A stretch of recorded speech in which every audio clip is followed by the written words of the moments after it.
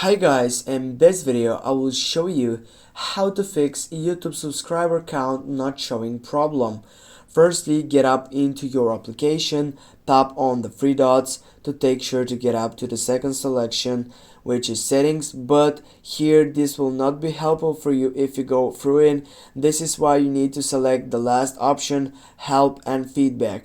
Go for help and feedback, then you need to wait to get up through this problem. When you get up to the problem, go for send feedback.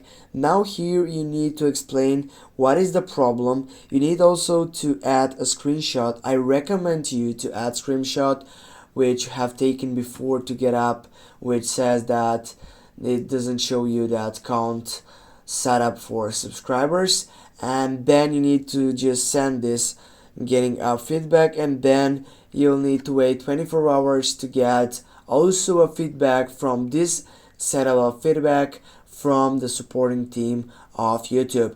Thanks for watching guys. Don't forget to hit that like and share the video. See you soon.